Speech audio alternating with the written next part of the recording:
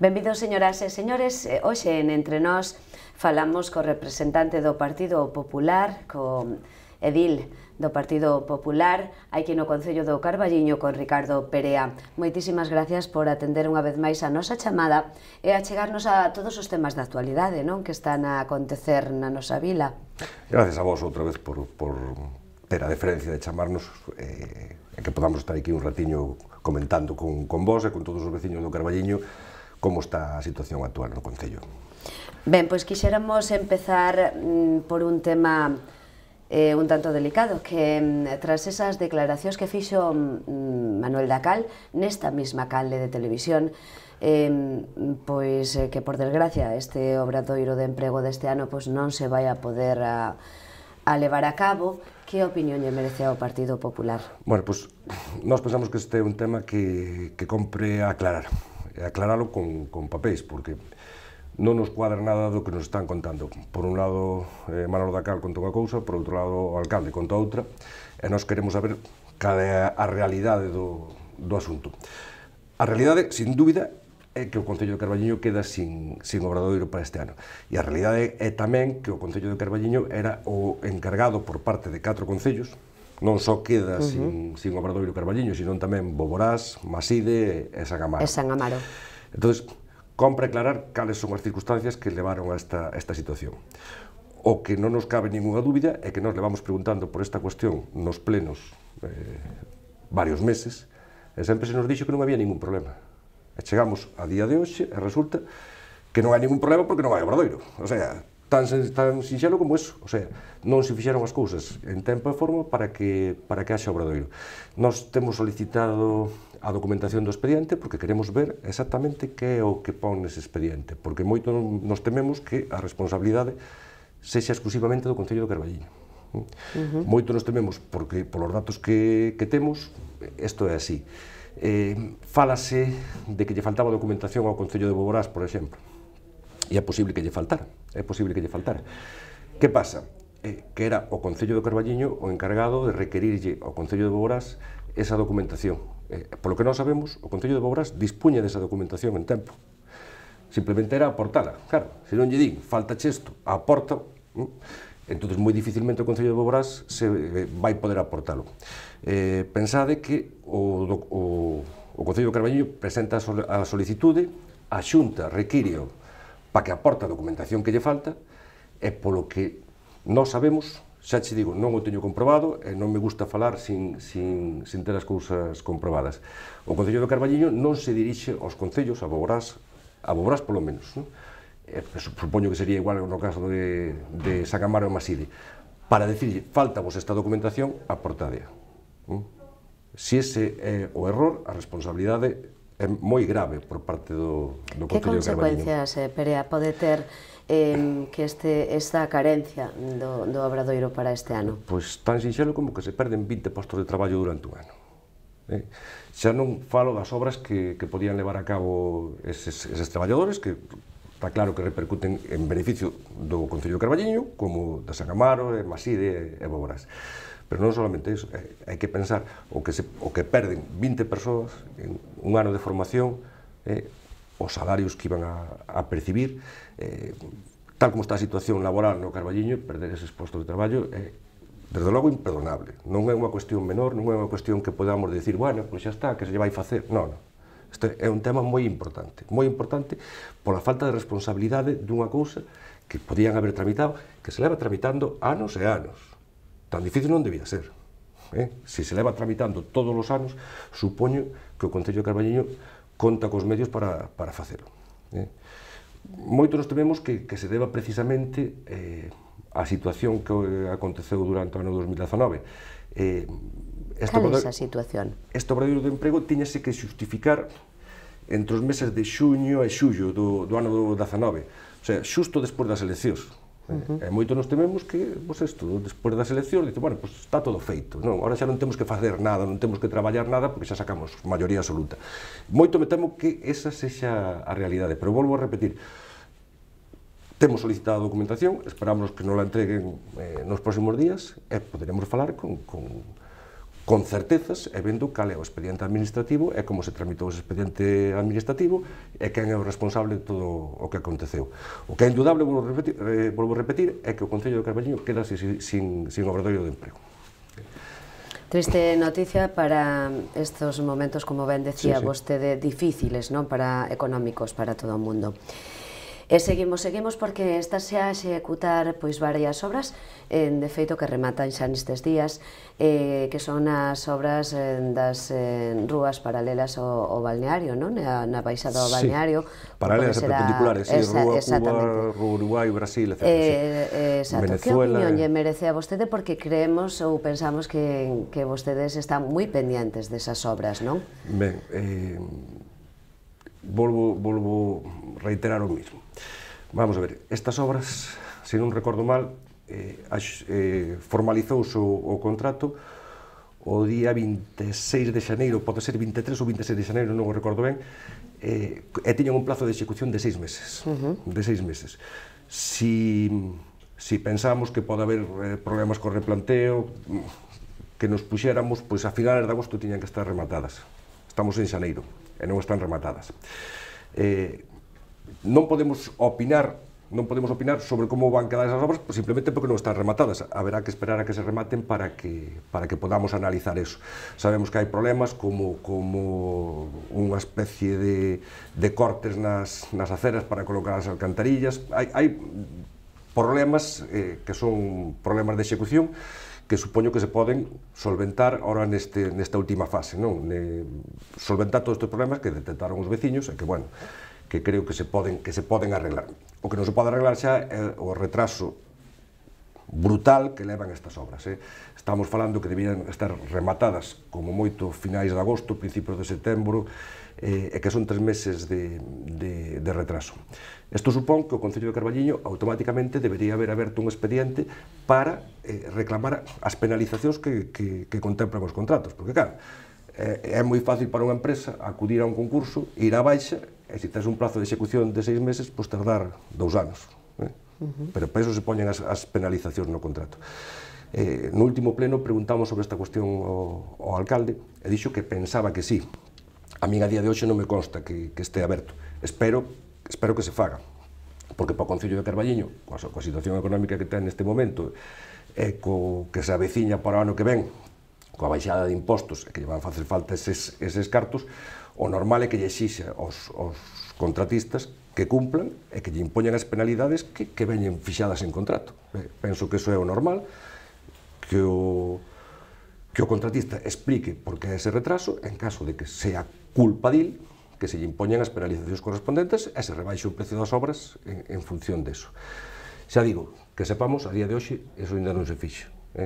Cando falamos de retraso de 3-4 meses tranquilamente nas obras. Desta maneira, pois claro, topámonos que os veciños, pois, hasta o mes de xaneiro non poden, o mes de xaneiro de momento, porque queda, xa volvo a repetir, queda a rematar, non poden utilizar as calles como é debido, nin teñen as comodidades que deberían ter xa de fai meses. Creo que iso debe penalizarse ao contratista se é que incurre nesa responsabilidade, a cuestión de sabelo e verificar se isto é así. Para o pensar do Partido Popular, que outras obras deberían de executarse no Concello do Carballiño, prioritarias de algún xeito, non? Vamos a ver. Nós o que levamos na campaña electoral era facer un plan para que todas as calles do Carballiño se arranxaran, pero conforme un plan preestablecido, que os veciños de cada unha das calles sepan que cando lle tocaba o arranxo, e ter todo isto feito pero planificado. Ao final, ao non telo planificado, o que se fai é que un ano van estas, outro ano vai aquelas, e isto, ao final, é un desastre. Non se sabe cales son as calles que cantos anos levan sin arreglar, cando convén asfaltalas, e ter un programa de mantemento que sería moito máis barato para o Concello de Carballiño e sería tamén moito máis útil para os veciños. Ora, polo que sabemos, aparte destas rúas Cuba-Venezuela, saliron a licitación últimamente tamén na zona do parque, na na zona esta das comunidades autónomas, das calles que levan o nombre de comunidades autónomas, creo que tamén na Rúa San Benito. O sea, penso que foi o 27 de decembro do ano pasado, saliron para 3 zonas distintas. Nese sentido, nós non temos nada que decir. Si son esas as que se consideran por parte do Concello que son as máis necesitadas, pois, bueno, sabemos que tamén hai obras no rural que tamén se teñen que facer, pero, bueno, non lle vexo que existan zonas que requieran unha actuación. Estáse facendo. Pensa que o ano pasado foi un ano de asfaltados a lo grande. O sea, habendo eleccións, parece que se asfalta neste pobo o que non se asfaltou en 4 anos. Bueno, pois a verdad é que nese sentido non temos nada que decir. Volvo a reiterar, pensamos que se debería facer dunha forma organizada. Isto non é un favor que se lle fan aos veciños da calle, nin é un favor que lle fai ao alcalde porque lle piden. Hai que ter isto planificado e que a xente sepa cando hai que facelo e como se vai facer. E, por outro lado, queda pendiente un tema que para nós é fundamental, que é o desarrollo das novas calles, as que tamén solicitamos na campaña e presentamos unha moción fai pouco tempo, porque parece que os problemas administrativos que había para facelo, falo da Rúa Costa Rica en concreto, pero pasaba igual na Rúa Saleta, me parece, na Rúa Beariz, que era a adquisición dos terrenos por parte do Concello para poder facer esas calles que estando planificadas, estando aprobadas no plan, en 20 anos non se fixeron. Bueno, pois era necesario facer tamén esas calles, porque o demandan os veciños e porque o resto do pobo necesita. Non temos espacio para aparcamento, non temos espacio de circulación, e esas rúas tamén hai que facelas. Está moi ben facer os asfaltados, é necesario, e compre facelo.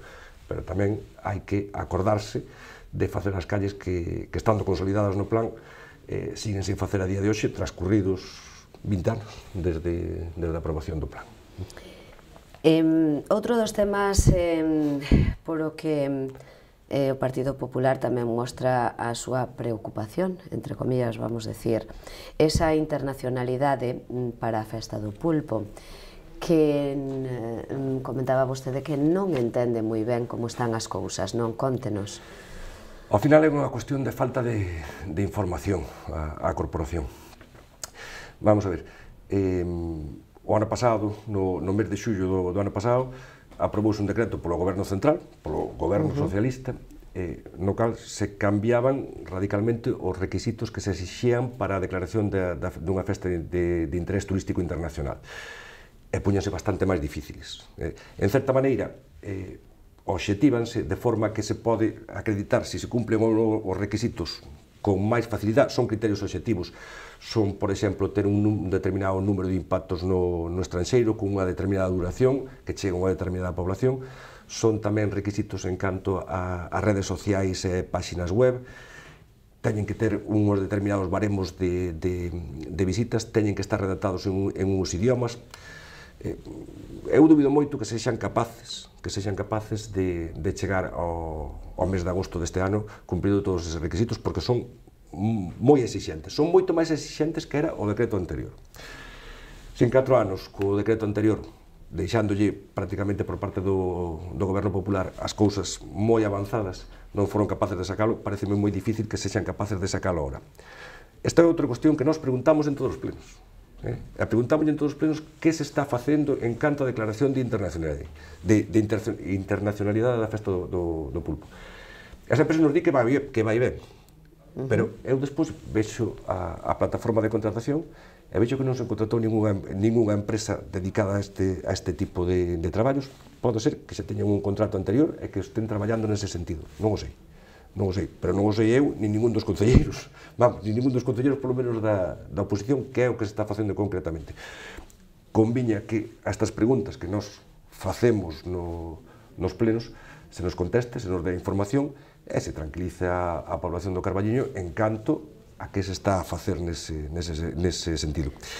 Porque pénsese que se non se están cumprindo os requisitos do decreto novo, estáse tirando cos cartos. Por que cree que hai esta falta de información que vostedes de algún xeito piden a voces? Non o sei, non sei, creo que con nós, eu quero pensar eso, que é fácil traballar, que nós, en todo o que se nos demanda por parte do goberno municipal, que botemos unha mão ou que nós estamos dispostos sempre a facelo. O único que pedimos é que se nos informe do que se está a facer. Por a nosa parte, non sei se co resto dos grupos políticos é igual ou non é. Con nós, dixémoslo do primeiro día, nós estamos dispostos a traballar polo Carballiño, desde o sitio que nos colocou a población, que é na oposición. Pois na oposición traballaremos. De feito, lembro en algún dos plenos, creo que además foi no derradeiro, donde o grupo Espazo Común acusaba o Partido Popular de ser un pouco a voz, casi os portavoces do Partido Socialista, do actual goberno. Non sei. Vamos a ver, o tema de Espacio Común co actual goberno socialista, pois supoño que entran, a parte das cuestións políticas, pois cuestións personais diles, estaban todos xuntos, ahora separaronse, eles saberán o que pasa. Nós dixémolo durante a campaña, eu personalmente é a forma de pensar que tuve en toda a vida e a que vou seguir tendo. Eu, se son concelleiro, é para traballar polo Carballiño, desde onde me poñan.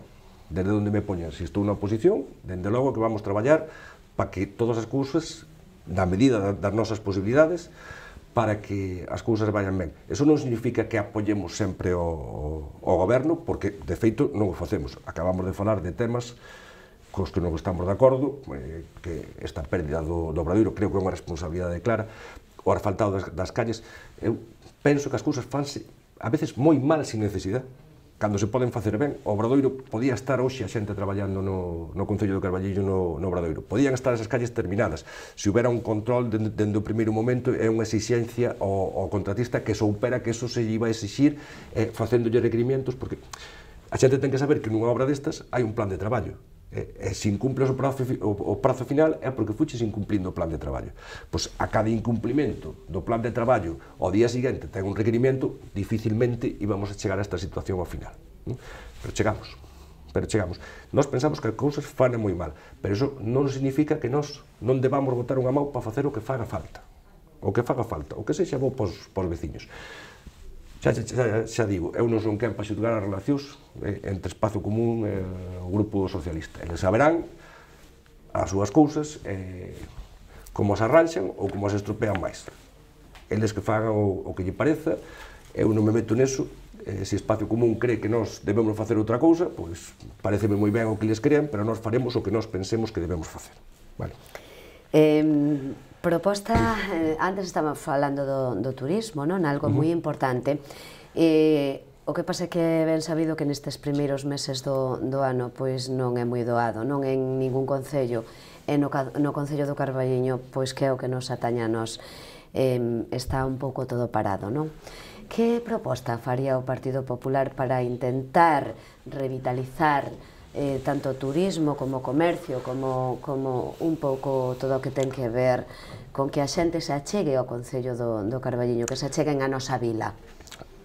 Vamos a ver, nós pensamos que para estas cuestións, tanto para o turismo como para o comercio, hai dous tipos de medidas, unhas que son estruturais e outras que poden ser ocasionais. Nas ocasionais, eu penso que o Concello do Carballiño traballa razonablemente ben. O sea, fan esta campaña de tapas, fan ese tipo de cousas. Eu creo que as fan ben, que as traballan ben, e que por esa parte non vexo inconveniente. Ora, sobre as estruturais é que non fan absolutamente nada. E as estruturais son as que, inda que teñan un efecto máis lento a longo plazo, son as que redundan en maior beneficio tanto do turismo como do comercio. Cales son estas medidas estruturais? Pois nós propuñámolas fai pouco tempo nas alegacións ás tasas municipales. Nós propoñemos que no Carballiño, en canto ao imposto de construcións e obras, se fagan deduccións do 50% para aqueles autónomos, que son a maioría destes pequenos negocios, comercio, que se dedican a comercio e a turismo, para todas aquelas obras de novas implantacións e de ampliacións dos existentes. Por que propoñemos isto? Porque pensamos que é a parte que o Concello de Carballiño ten que facer, facilitarlle as condicións para que calquera se pode implantar ou poda aumentar a súa actividade. Pensade que temos que competir cos concellos do noso redor en canto a que hoxe dánselle moitas facilidades aos concellos rurais para que se poden implantar novas actividades. Polo tema de fixar a población, o Carballiño, ao superar a población de 10.000 habitantes, queda fora da maioría destes plans. Entón, que temos que facer? Temos que ofertar servicios para todos os concellos da comarca, cando menos, podendo ser, chegar máis lonxe da comarca. E temos que establecer condicións competitivas para que se establezcan aquí actividades. Por outro lado, é fundamental fixar población no Carballiño. Para fixar población no Carballiño temos que mellorar as condicións de vida. O sea, para o turismo, tanto para o turismo como para o comercio, é fundamental que no Carballiño haxa actividade, que a xente se quede a vivir aquí. Para iso que temos que facer? Volvo de antes. Abrir as calles, rematar de alguna forma o plan de urbanismo que fixemos fai 20 anos, ben feito, estamos como estábamos fai 20 anos. Para ese traballo excusábamos facer ningún plan. Se todas as calles que estaban previstas e todo o desarrollo urbano do Carballiño segue sen facer, hai que pensar que no Carballiño hoxe non temos suelo industrial no polígono, non temos en todo o plan suelo comercial para que se implanten superficies comerciales ou calquer tipo deso que pode afectar ao pequeno comercio, pero pode redundar na creación de postos de traballo. Prácticamente non queda dentro, polo menos da zona urbana, lugar para a construción de viviendas unifamiliares, que son demandadas por xente que, ao mellor, podendo vivir no Carballiño, e traballando en Orense, non vai comprar un piso en Orense polo precio que ten e pode acceder a unha vivenda no Carballiño. Hai que facer as condicións un pouco máis a longo plazo, porque se pretendemos que o turismo do Carballiño ou o comercio do Carballiño funcione mellor con cousas como un fin de semana de tapas, pois eso non é. O sea, o Concello do Carballiño ten que facer actuacións planificadas e un pouco máis a longo prazo para que se fomente o comercio no Carballiño e se fomente o turismo no Carballiño. Penso que é fundamental facelo un plan a longo prazo e non solamente estas campañas de dinamización que poden estar moi ben, de feito están moi ben para momentos ocasionais, pero hai que pensar un pouco máis nunha planificación un poquinho pensando nos vindeiros anos. Ben, pois así rematamos a nosa entrevista con toda a actualidade por parte do Partido Popular do Carballiño. Moitísimas gracias a Ricardo Perea, que como sempre atende tan xentilmente a nosa chamada. Gracias a vos outra vez. Moitísimas gracias, Ricardo.